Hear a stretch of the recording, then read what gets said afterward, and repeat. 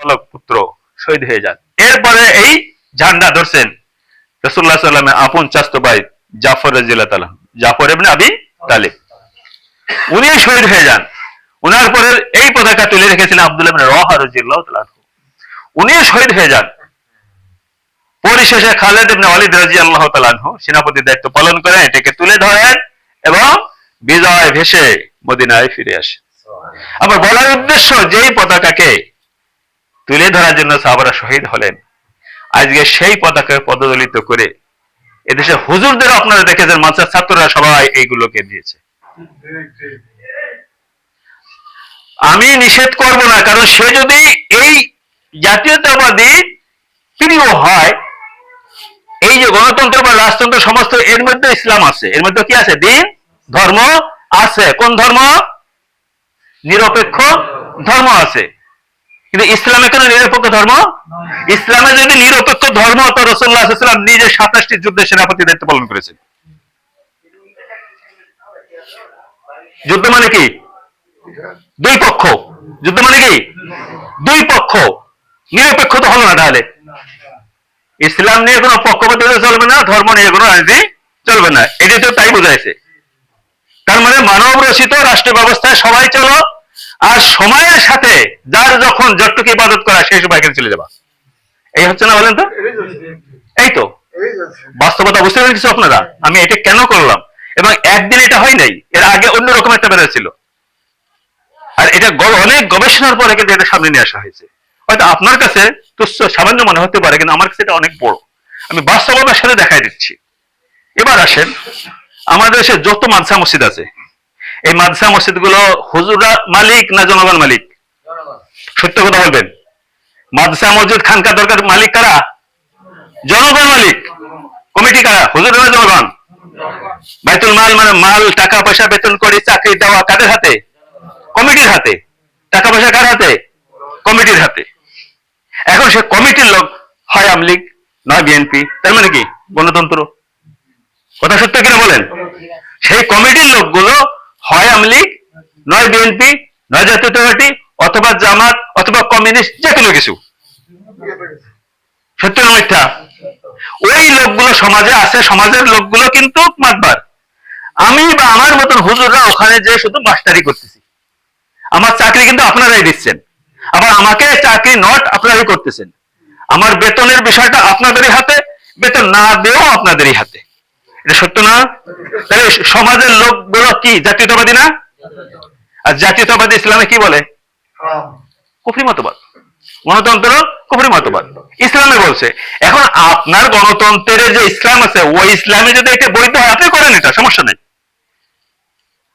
কিন্তু আপনি এখানে করে যদি এটা আশা করেন যে কাল জান্নাতে যাবেন, সেখানে প্রশ্ন রয়েছে। এটা আমি পার্থক্য বোঝাতে যাচ্ছি। সেখানে প্রশ্ন রয়েছে, কারণ এটা সম্পূর্ণ পরিপূর্ণ। এখানে যদি কেউ থেকে আল্লাহকে পেতে চায় তাহলে পাবে কিনা, এ ব্যাপারে আল্লাহ সুবহানাহু ওয়া তাআলা বলছেন সূরা আল ইমরান আয়াত নম্বর 85। বিসমিল্লাহির রহমানির রহিম। ওমা ইয়াবতাগি গায়রাল ইসলামি দীনান ফালা ইকবালা মিনহু। আল্লাহ সুবহানাহু ওয়া তাআলা বলছেন, আমার দেওয়া জীবন ব্যবস্থা, আমার দেওয়া রাষ্ট্র ব্যবস্থা, আমার দেওয়া দল, আমার সংবিধান, আল্লাহ সুবহানাহু ওয়া তাআলার সার্বভৌমত্ব, এই সব কিছু, এটাকে যে প্রত্যাখ্যান করে মানব রচিত রাষ্ট্র ব্যবস্থা, সমাজ ব্যবস্থায় জীবন যাপন করবে, সেটাকে মেনে নিবে, আর এ মতো অবস্থায় সে ইবাদত বন্দেগীও করবে, আল্লাহ বলছেন না ফালাই ইকবালা মিনহু, তার থেকে কিছুই গ্রহণ করা হবে না, কিছুই কবুল করা হবে না, আল্লাহ কবুল করবেন না। ভাই, সমাজের লোককে আমি আগে অভিযোগ দেব না, অভিযোগটা এখন আমি নিজের উপরে নিয়ে আসি, যে সমাজের লোকরাই তো সমাজের অধিপতি, সমাজের মাতবার তারা, এই প্রতিষ্ঠানের মাতবার তারা। আমরা হুজুররা শুধুমাত্র তাদের কর্মচারী, চাকরি করি। তাহলে ওই লোকগুলো হচ্ছে সমাজের লোকগুলো জাতীয়তাবাদী, হয়তো রাজতন্ত্র বা সমাজতন্ত্র অথবা গণতন্ত্র কোন একটা করে। তার মানে তার শাখা প্রশাখা কি আওয়ামী লীগ, বিএনপি, জাতীয়তাবাদী, জামাত, কমিউনিস্ট সহ এগুলো আছে, আছে কিনা বলেন? এটার সঙ্গে এটা সাংঘর্ষিক আছে কিনা? সাংঘর্ষিক আছে। তাহলে এখানে দ্বারা আমি আল্লাহকে পেতে চাচ্ছি। আমার বলার উদ্দেশ্য, কাল কিয়ামতের দিনে যেন মিস না করি, কাল কিয়ামতের জন্য ভুল না হয়। সরি না বলতে আল্লাহ সুবহানাহু ওয়া তাআলার কাছে, তবে সেদিন সরি বললে কোনো কাজ আসবে না।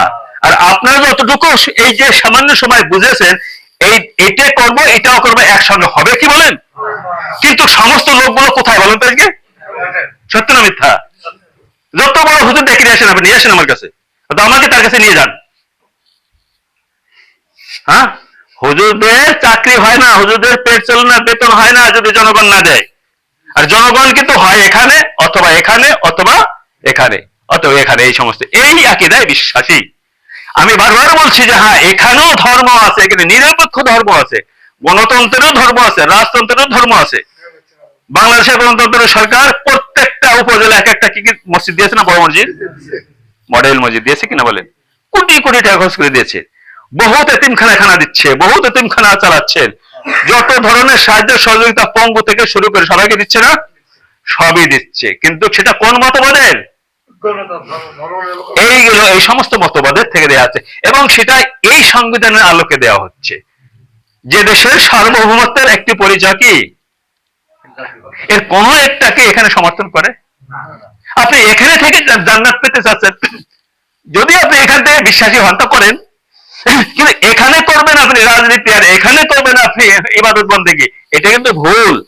এটাকে মানতে হবে। এইরকম যারা করতেছেন আপনারা কিন্তু মিস করতেছেন। আল্লাহ সুবহানাহু ওয়া তাআলা এরকম নিবেন না বলছেন, আফাতুমিনুনা বিবাযিল কিতাব ওয়া তাকফুরুনা বিবায ওয়া মান ইয়াবতাগি ওয়ারাল ইসলামি দীনান ফালা ইকবালা মিনহু। আল্লাহ সুবহানাহু ওয়া তাআলা সূরা বাকারার 42 নম্বর আয়াতে বলেছেন, ওয়ালা তালবিসুল হাক্কা বিল বাতিল ওয়া তাকতুমুল হাক্কা ওয়া আনতুম তা'লামুন। সত্য এবং মিথ্যাকে তোমরা মিশ্রিত করো না। হ্যাঁ, আপনি দুনিয়ার সবকিছু এখানে দাঁড়িয়ে করতেছেন, আর যখন আযান হচ্ছে তখন মসজিদে এসে শুধু এইটুকু আপনি স্মরণ করতেছেন। হক এবং বাতিলকে আপনি মিশ্রিত করলেন। ওয়ালা তালবিসুল হাক্কা বিল বাতিলি ওয়া তাকতুমুল হাক্কা ওয়া আনতুম তা'লামুন। সম্মানিত আমার মুসলিম کرام ভাইয়েরা, উপস্থিত যারা আছেন, আমি এই সংক্ষিপ্ত সময়ে হয়তো অনেকটা বোঝাইতে পারি। অনেক শাখা আছে, অনেক এক একটা বিষয় আলাদা আলাদা আছে পটপট। সেগুলো আমরা ইনশাআল্লাহ তাআলা সামনে একের পরে এক ইনশাআল্লাহ তাআলা আমরা আলোচনা করব। আজকে যে বিষয়টি সংক্ষিপ্তভাবে এই দুইয়ের মধ্যে পার্থক্য এবং সাংঘর্ষিক বিষয়গুলো কি আছে, এগুলো আমি শুধুমাত্র আপনাদেরকে একটু তুলে ধরেছি। এখানে কি আছে জানেন? প্রজাতন্ত্রের সকল ক্ষমতা মালিক জনগণ, 7 খ এ লেখা আছে। আর এটাই চূড়ান্ত। শুধু এটা না, পৃথিবীর যে কোনো সংবিধানের সাথে এটি সাংঘর্ষিক না মিল আছে। এমনকি সৌদি আরবের যে সংবিধান আছে সেখানেও কি আছে? সাংঘর্ষিক আছে। তাহলে সাংঘর্ষিক মানে কি? এটা প্রত্যাখ্যান করা হচ্ছে, এটাকে শতভাগ অনুসরণ করা হচ্ছে না। সেক্ষেত্রে আপনি যদি বলেন যে কোরআনের একটা অক্ষর মানবেন না, সব মানবেন, তাহলে কি আপনি মুসলিম হতে পারেন? একটা অক্ষর বা একটা শব্দ, একটা ওয়ার্ড যদি আপনি অস্বীকার করলে মুসলিম না হতে পারেন, তাহলে সংবিধান হিসেবে আপনি তো এটা মোটেই মানতেছেন না। তাহলে কিভাবে আপনি মুসলিম থাকেন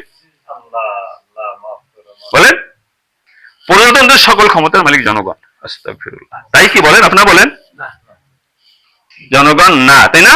কিন্তু সেই সমাজে তো আমরা সেটাকে মেনে নিয়ে চলছি। আমরা কিন্তু এর মধ্যে আছি, আমরা এর মধ্যে আছি। যারা এই সমস্ত আকীদায় বিশ্বাসী, আমরা কিন্তু তাদের ধর্ণা ধরতেছি, তাদের অনুসরণ করে চলি। তাহলে আমরাও তাদের একজন। মান তাশাব্বাহা বিকওমিন ফাহুয়া মিনহুম ওয়া ইন আতাতুমুহুম ইন্নাকুম লামুশরিকুন। আল্লাহ বলেন, যদি এই সমস্ত মতবাদের তোমরা অনুগত করো, তাহলে তুমি একজন তাদের মধ্যে থেকে একজন মুশরিক। একটি হাদিসে আসছে, রাসূলুল্লাহ সাল্লাল্লাহু আলাইহি ওয়াসাল্লাম বলেছেন যে কাফের, মুশরিক, তাগুত যারা আছে, জাতীয়তাবাদী, যারা সেকুলার, তাদেরকে যদি আপনি একটা ছড়িয়ে উঠায় দেন, এই যে আপনার তা সে কোথাও কোন বাহনে রয়েছে, তাকে শুধু এই ছড়িটা ধরে দিলেন, আপনিও কাফের হয়ে গেলেন। শুধু ছড়িটা ধরে দেওয়া, আমরা কোথায় আছি বলেন? তো এই সংক্ষিপ্ত আলোচনায় বিষয়টা আমি আপনাদেরকে বোঝানোর চেষ্টা করছি। ইনশাআল্লাহ তাআলা আগামীতে আবারও বোঝানো হবে। আল্লাহ তাবারক ওয়া তাআলা যদি তৌফিক দান করেন।